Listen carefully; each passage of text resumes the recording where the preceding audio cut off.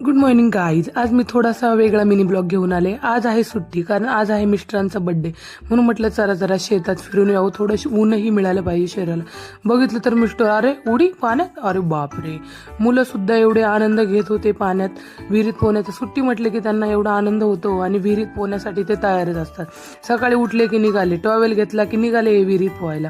अशी यांची मज्जा चालूच असते. मग पुढे गेले, बघितलं कैरी तर होतेच, आंबा काही एवढा झालेला नव्हता. कैऱ्या अशा लटकलेल्या होत्या, हाताला येईल अशा कैऱ्या आहेत.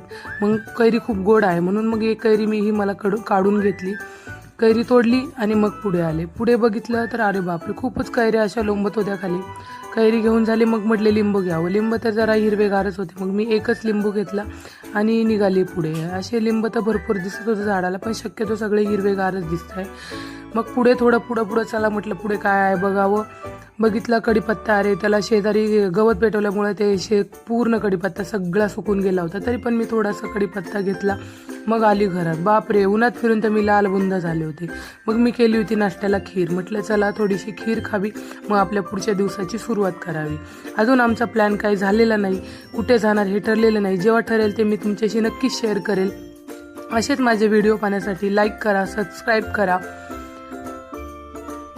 थँक्यू. तुम्ही मला जो एक प्रतिसाद मिळते त्यामुळे व्हिडिओ बनवण्याही खूप छान वाटत आहे. असंच मला सपोर्ट राहू द्या, सबस्क्राईब करा. Thank you guys. भेटूया आपल्या पुढच्या mini blog. Good morning guys. आज मी थोडासा वेगळा मिनी ब्लॉग घेऊन आले. आज आहे सुट्टी, कारण आज आहे मिस्टरांचा बर्थडे. म्हणून म्हटलं चला जरा शेतात फिरून यावं, थोडंसं ऊनही मिळालं पाहिजे शरीराला. बघितलं तर मिस्टर अरे उडी पाण्यात, अरे बापरे.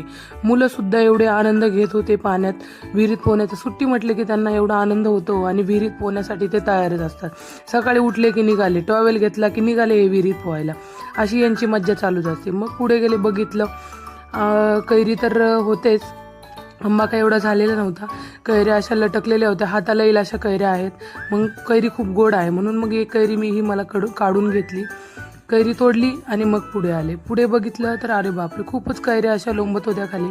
कैरी घेऊन झाली, मग म्हटले लिंबू घ्यावं. लिंब तर जरा हिरवेगारच होते, मग मी एकच लिंबू घेतला आणि निघाली पुढे. असे लिंब तर भरपूर दिसत होते झाडाला, पण शक्यतो सगळे हिरवेगारच दिसत आहे. मग पुढे थोडं पुढं चला म्हटलं, पुढे काय आहे बघावं. बघितला कडीपत्ता, अरे त्याला शेजारी गवत पेटवल्यामुळे ते पूर्ण कडीपत्ता सगळा सुकून गेला होता. तरी पण मी थोडासा कडीपत्ता घेतला, मग आली घरात. बापरे, उन्हात फिरून तर मी लालबुंद झाले होते. मग मी केली होती नाश्त्याला खीर. म्हटलं चला थोडीशी खीर खावी, मग आपल्या पुढच्या दिवसाची सुरुवात करावी. अजून आमचा प्लॅन काही झालेला नाही, कुठे जाणार हे ठरलेलं नाही. जेव्हा ठरेल ते मी तुमच्याशी नक्कीच शेअर करेल.